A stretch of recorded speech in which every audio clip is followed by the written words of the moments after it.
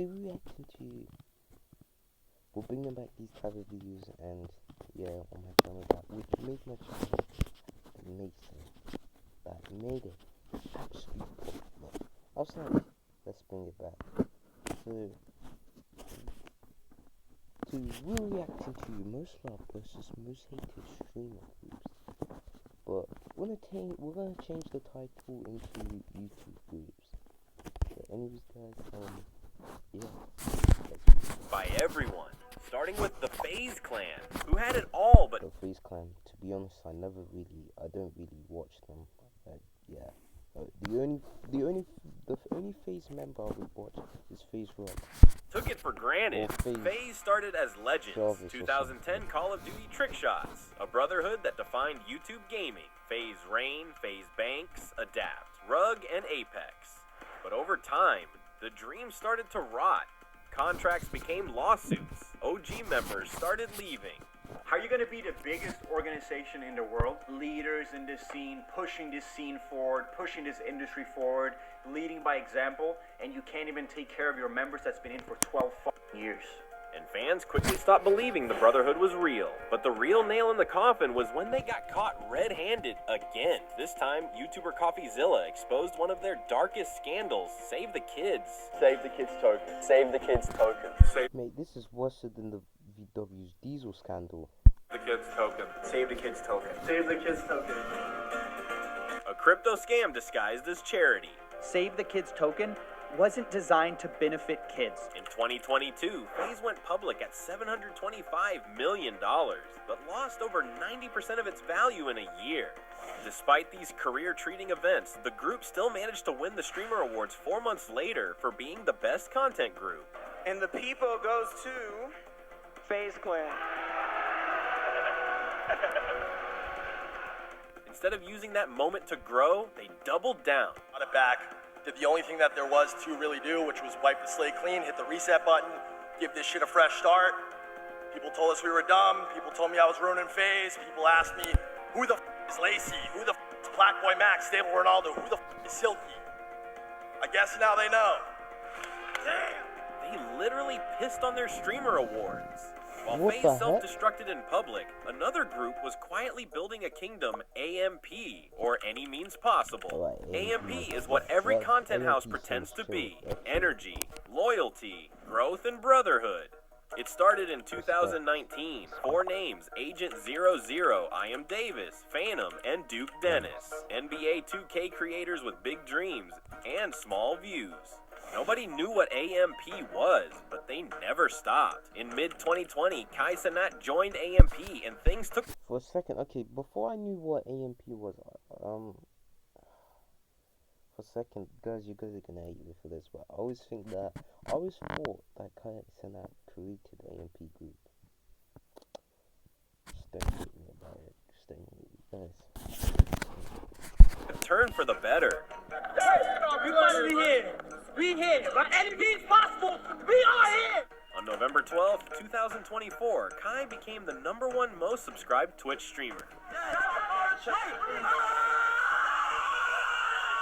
Look at how hype And they even are. did collabs with famous celebrities. Then, Kai won Streamer of the Year. AMP, Agent, Duke, Phantom, Chris, Davis. I love y'all. I wish I was here. And he won it back-to-back. My team, Brianna, Chris, AMP, everybody who support me. AMP won Best Lifestyle Group, then Best Content Organization. Hey man, we started this about 3-4 years ago with the goal of just building together something that we all collectively own, and at the core of it was just fantastic content. For a while, man, we felt like the underdogs, man, but it feels fantastic to finally be recognized. Appreciate it. AMP is what happens when loyalty, consistency, and vibes collide. But for every house that's loved for what they built, there's one that gets hated for what they destroyed. Oh my god, guys, if you've been watching this channel, if you've been watching my channel for a while, you guys know we've been talking like this.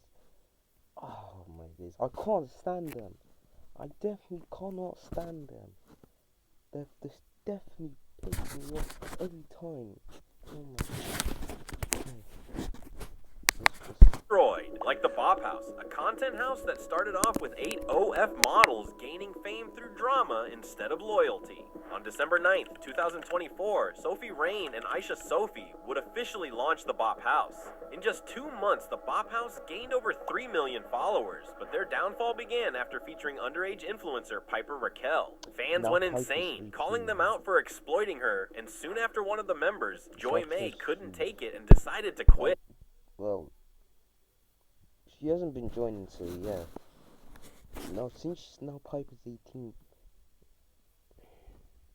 it's up to her. But before, no, but they're just, I don't know, either their brains are not manufacturing. They're absolutely stupid for that. It is about Piper, because one thing about me is I'm never gonna do anything associated with a minor. Like, it is ridiculous that the Bop House would even do that when there's so many other people you can collab with that is over age. But 3 days later, Aisha quickly tried to save the situation. You know what, guys? I would be just as mad as you if Piper was joining the Bop House, but that's not what's happening, and that's not reality. They still kept posting with Piper, but when their followers dropped by almost 50%, they were forced to scrub their past by deleting old videos. But what's even worse is that Piper wasn't the only underage member to be affected by the group. One member's younger brother got bullied over it. So when you leave here to go to Miami, you're living out your life. But Yeah, then I'm you just living my forget life. you just forget whatever happened in North Carolina and what happened to me at school. Like I get like bullied, but not like bullied, like punched at, but people just say shit and that pisses me off. And like I just wish that stopped because whatever you doing here affects me at North Carolina. While the Bop House is being hated for exploiting minors, Beta Squad is loved for their determination to grow. On February 14th, 2019, Beta Squad appeared. 5 British YouTubers, Nico, Chunks, AJ, Sharky, and King Kenny. Just friends who wanted to make banger videos together. Yes, my people, it's Chunks here, and welcome to the new Beta Squad house. They moved into a $5 million mansion, got evicted, moved again, and somehow kept the content machine running. We're getting evicted. The court has issued a warrant to write and take possession of the property and land above. A warrant gives the county bailiff's authority to evict you by the 7th of February. Their last two, yes, the challenges showed their unique chemistry and showed why they are one of the most loved content groups on YouTube. In December 2023, they hit 8 million subs, and their next goal was already hit a few months later. That's insane! But while Beta Squad thrived on genuine chemistry, the same thing can't be said for Team 10. I'm not gonna lie, but back in the day, Team 10, yeah, when I was watching them, they were so crazy. They were absolutely crazy. But they're crazy and wild at the same time. Jake Paul launched Team 10 and... Mate. This guy got knocked. This guy, Anthony Joshua, punched your jaw. He broke your jaw. He broke your jaw. 2016 with a Hollywood mansion and a promise to build the next generation of creators with members like Alyssa Violet, Niels Visser, and the Dobre twins. For a minute, Team 10 looked unstoppable. Views, drama, clout, cash, but behind the scenes. What's going on right now? Basically this. Jake's kicking me out. He didn't want to wait for me to get my apartment, which I'm getting in a couple days, so he threw all my stuff downstairs and put a lock on the door. A few moments later, Jake claimed that he did it because Alyssa had cheated on him. Alyssa responded by exposing Jake as a toxic boyfriend and house leader. If you're not up by 10 a.m. filming, then like you get fined $50 and like you have to pay $50. Like no alcohol at the house, or you get fined $500. No smoking. Every single guest that you had over had to be approved by Jake. Hold up. Is the Team house a flipping parking garage or something?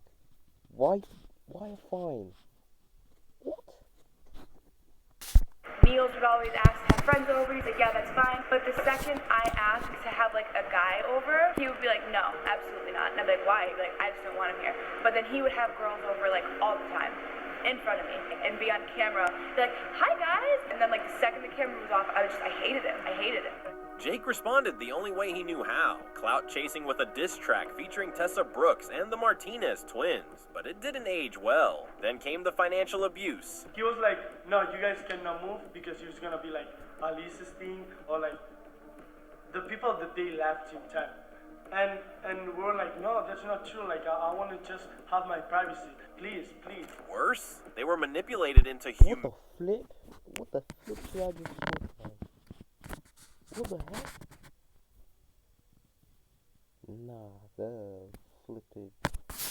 humiliating themselves for content. Like, people is gonna love, you're gonna get a lot of followers, whatever.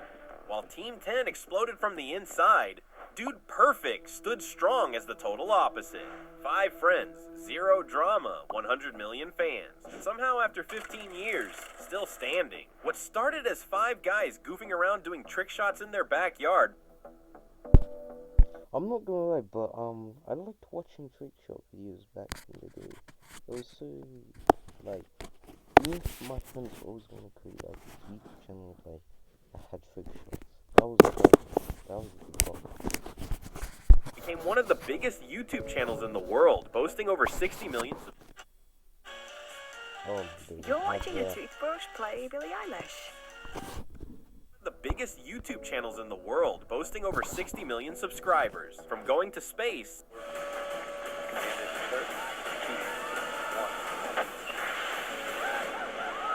to breaking Guinness World Records. It never gets old, I loved it! Taste what it looks like to see off the edge. Here we go. Sketchy. Oh, wow. Oh, wow. Oh, that's all the way down. This is the world's highest basketball shot. Are you kidding me? These guys should get a world record for breaking the most world records in one video.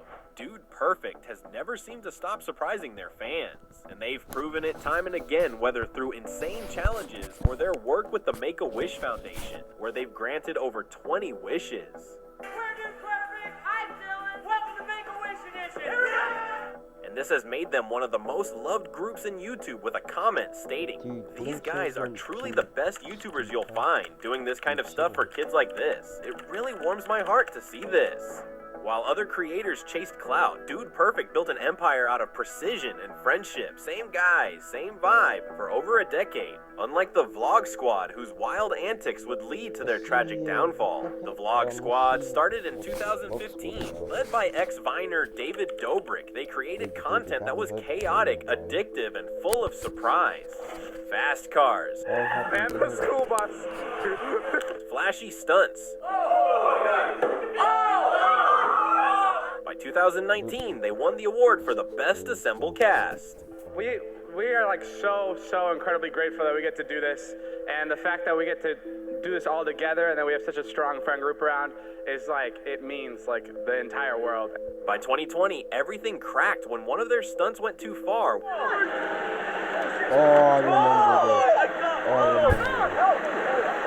Where member Jeff Wittek ended up in critical condition, and David Dobrik stayed silent. For almost a year, Dobrik dodged accountability, only crawling out with a half-assed apology in March 2021 after sponsors bailed. Because he just backed Dirty Dom, a former Vlog Squad member accused of rape. Fans weren't fooled. They knew Dobrik's sorry was about saving his own ass, not Jeff's shattered skull. It took another year of pressure before he finally addressed the life-altering wreck he helped cause. He got hurt because I was driving. That's it. And I know that. And like I said, I would... Any chance I would get, I would take that back. Any chance I would get. And that'll be the biggest regret of my life.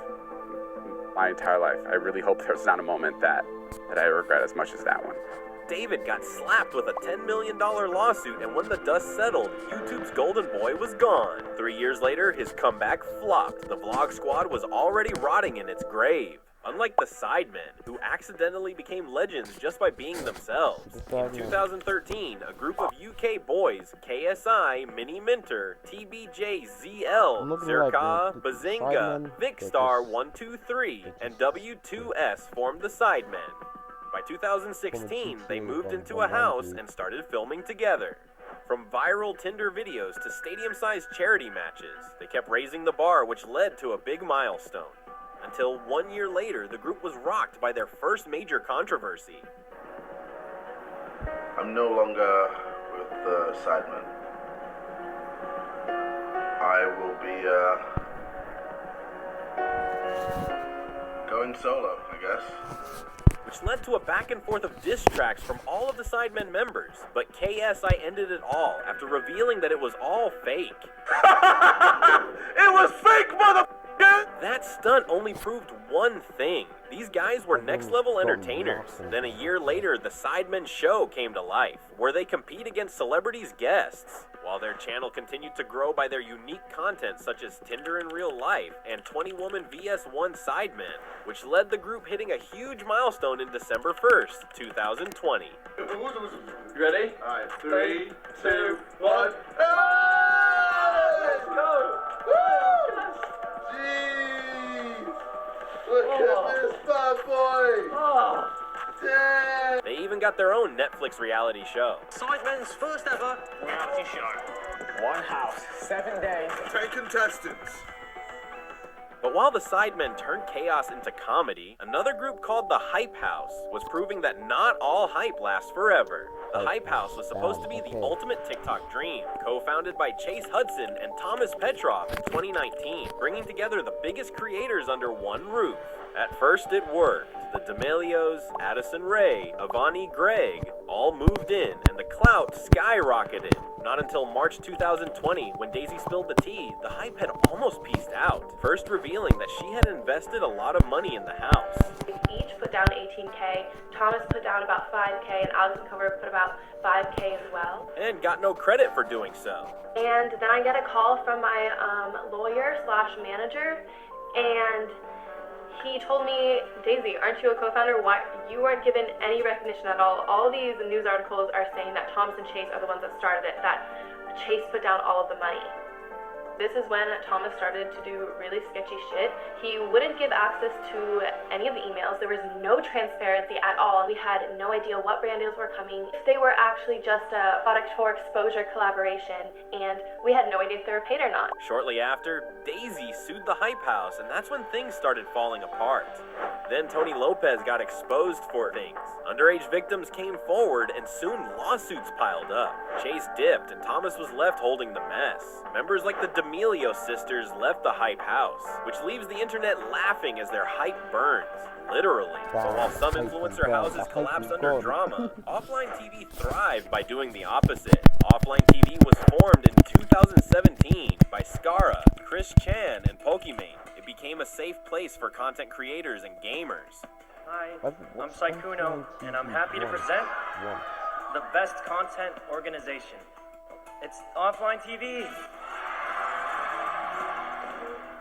They quickly skyrocketed to 1 million subs. However, in 2020, Fedmister was accused of misconduct when two members, Yvonne and Little Pichu, came forward with allegations of inappropriate advances. Shortly after, Pokimane soon spoke out in their defense. The guy informed me that Fed told him that we were together when we weren't, and that he told the guy not to tell anyone. That was the first time that Fed just massively broke my trust. Scara and the rest of the team didn't wait to take action on it. Fed is no longer a part of OTV, and he has left the house. He's been gone for a couple of days. This is because of allegations against him. Confirmed allegations of what he did to members in the house, as well as our friend group. Instead of crumbling, they doubled down. Collabs took off with streamers of other groups like Valkyrie, forming Offline TV and Friends. Even when members left, they left with love. I have a last minute present for you. Happy graduation,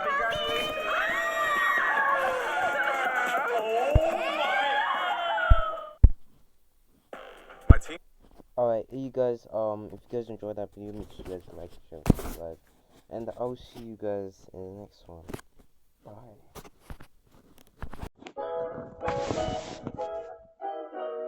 Alright guys, make sure you guys like, share, subscribe, and remember to like this video.